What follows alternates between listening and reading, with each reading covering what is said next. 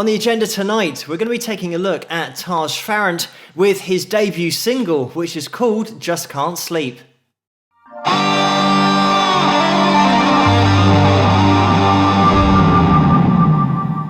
Hello, Phil here from Wings of Pegasus and welcome to another analysis video. If you enjoyed this video, please give it a thumbs up and subscribe. So before we jump into the official music video, a bit of background. I did an analysis of Taj's playing about a year and a half ago, maybe a bit longer, when he was 9 years of age. He's now 11, still rocking and rolling and singing now as well.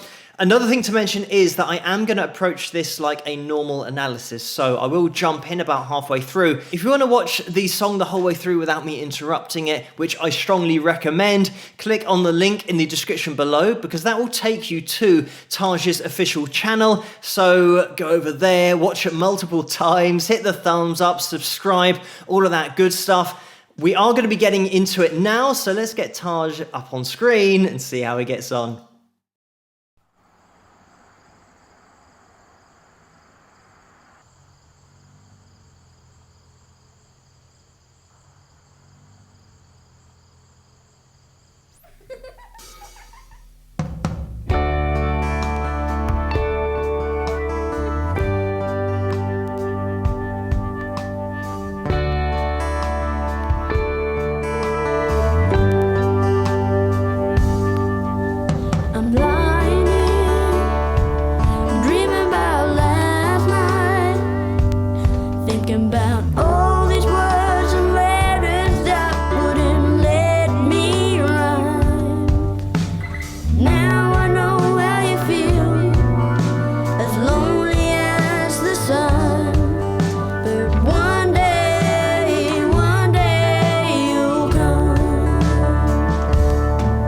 When I see the light shining through the night sky, I wish that I could leave all my anxious fears behind.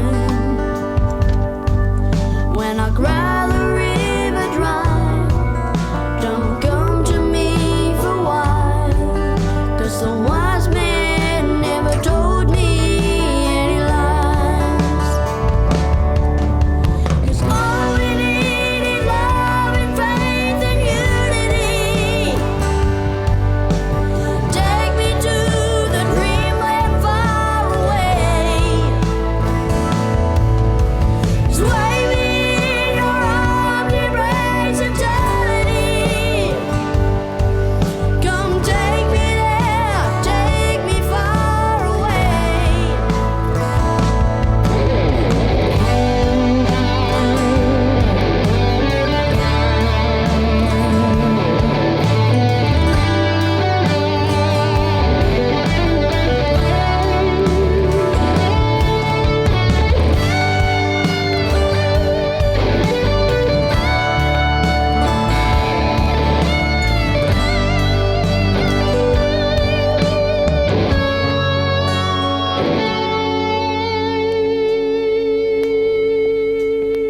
I'm still lying here, dreaming about last night, thinking about all the words and letters I can get off my mind.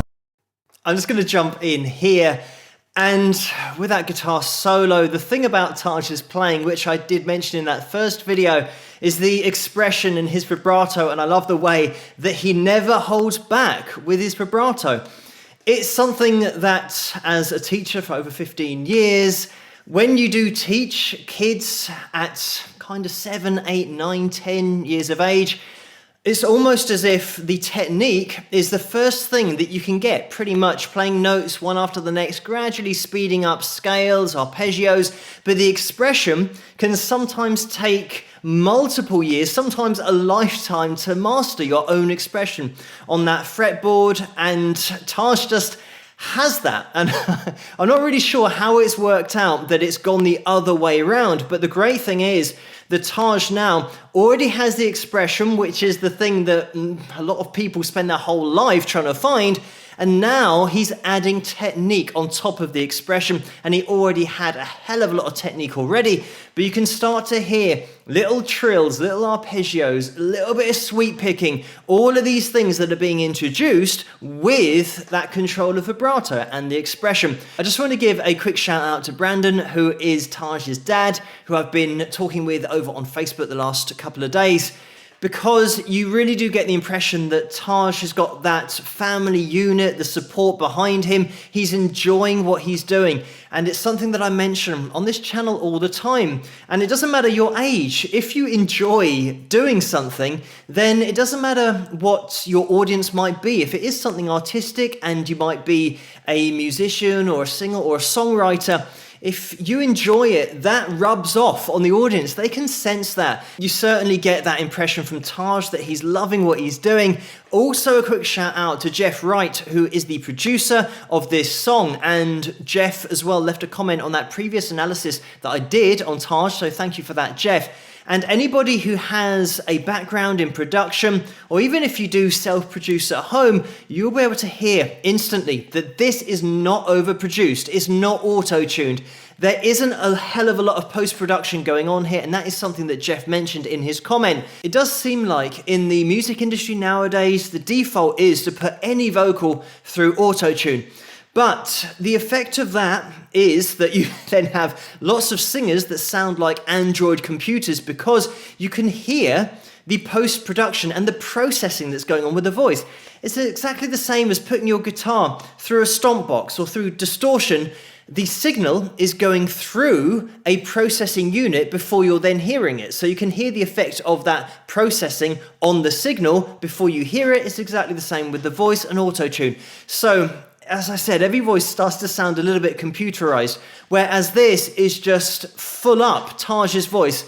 There's nothing on this, and you will be able to tell auto-tune a mile off if you are in production. The other thing to look out for is the way that Taj is harmonizing with his own voice throughout the verses. Listen out for that higher harmony line. It is lower in the mix, but you will be able to spot it.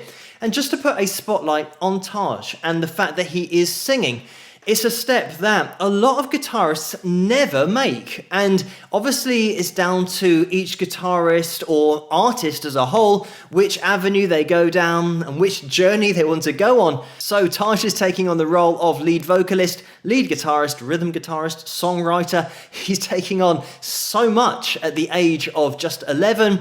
And we are going to put those vocals under the spotlight, because something I mentioned about vocalists on this channel is the ability to have that octave in range from the verse to the chorus, and we have that here with Taj, because he's starting in and around an A3 and D4 in the verses. By the time he gets to the chorus, he's up there at a B4. And obviously, with his voice and being aged 11, it's going to be a little bit higher. Guys are going to struggle to sing the verse when he starts getting going, because we are in and around F-sharp 4 as well.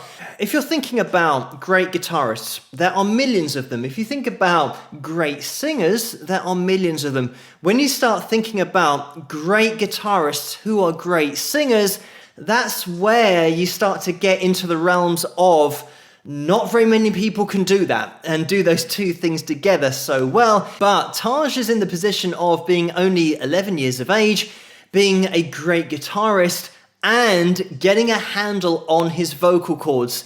This is something that does take a lot of practice, and it's something that you can tell Taj enjoys as well, else he wouldn't be doing it. So looking at this song as a whole, we've got the old school production, very much analog in nature, and I love that about this song.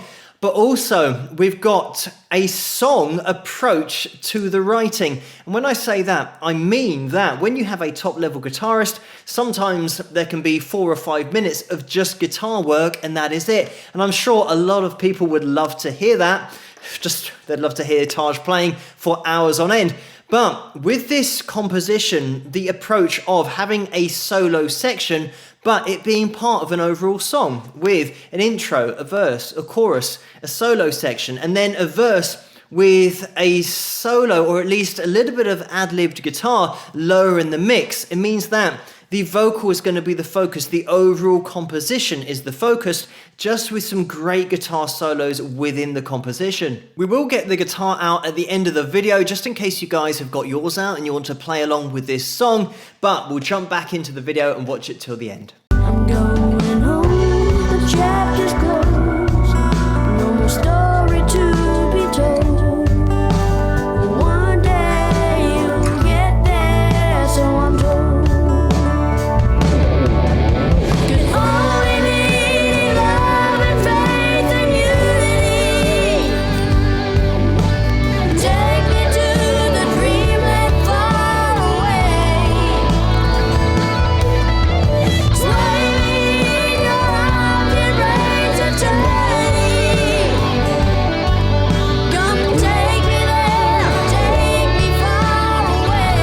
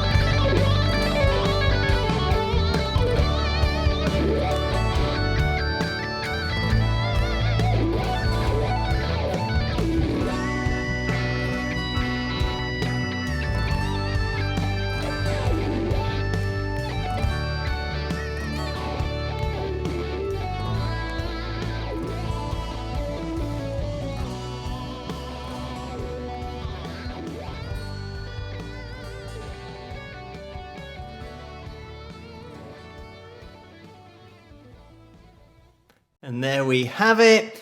You can't beat an extended outro solo. I wanted to make sure that we got all the way to the end of the track. There is a bit of a slow fade out there, but the example there at the end of the extra technique I was mentioning about alternate picking and sweep picking as well, the way Taj just throws that in there, but also just lays into that vibrato. And I'm one of those guys that I love a really controlled, slow, wide vibrato. That's exactly what Taj does. It has got so much expression to that sound, and the way that it's executed is faultless, because sometimes vibrato is such a difficult thing to get down, and a lot of players will approach it as very separate bends so that it sounds like they're hitting two pitches, but it's the blending of those two pitches in order to get that frequency spot on that Taj has. So just a couple of things that I want to point out about Taj's playing and things that set him apart from other players who are the same age.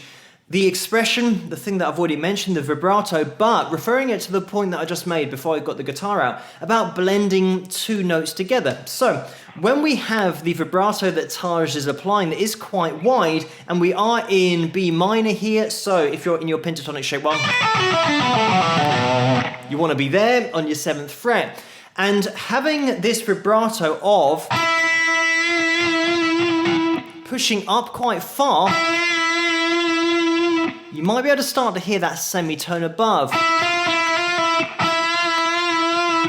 Like that. So when that kind of vibrato is played, in order to get it to sound smooth, that is the trick. That's what you've got to try and perfect. Because a lot of players do vibrato, so it sounds like two notes. So they might go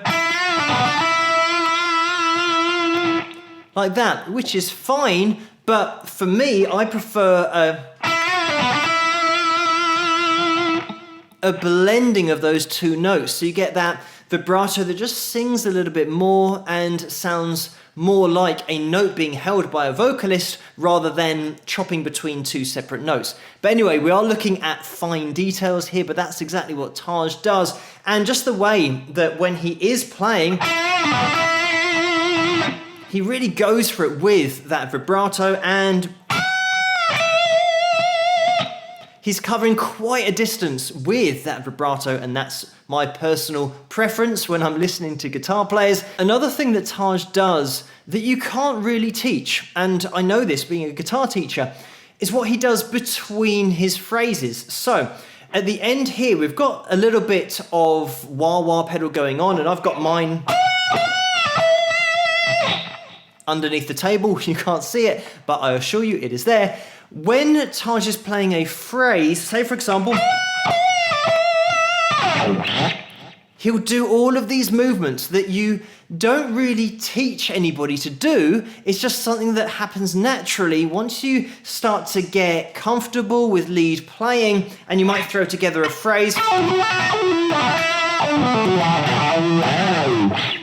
You start to throw in little slides and little bits of expression, for example, sweeping across strings like that. If I was doing that in super slow motion, I went like that before I did the bend. So it sounds like this.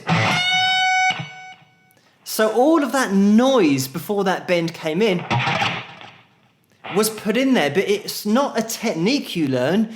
You just do it when you're getting into it. And exactly the same thing there. I applied the same approach, the aggressiveness of playing, by striking all of the strings when I played those three notes. So you get that percussive strike that you can hear, that gives it the attitude. But because of the technique that Taj has, he can keep all of these strings quiet, but just get the note that he wants and hit all of those strings. So you don't teach somebody to do that. It's just something that you naturally pick up when you're getting into the feeling of the lead that you're playing and not thinking about the techniques you're using in order to play it. The other thing that we have right at the end, it's in the fade out, that little addition of technique there with the sweep picking, and it's something like, then ending with a bend. We also have the alternate picking, and again it's going to be, I think it was like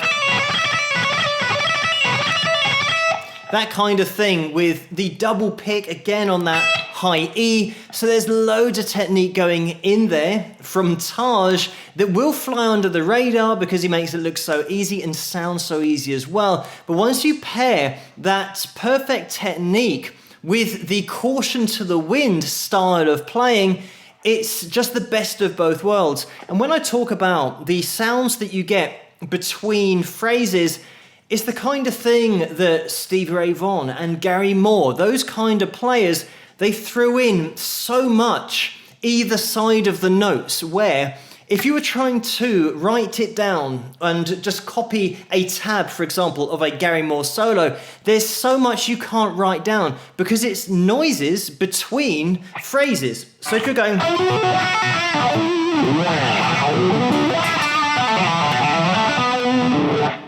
it's just that style of playing, throwing together lines and sometimes doing a slide like I did there, or even, and right at the end there, you might have heard the G ring out ever so slightly in the background.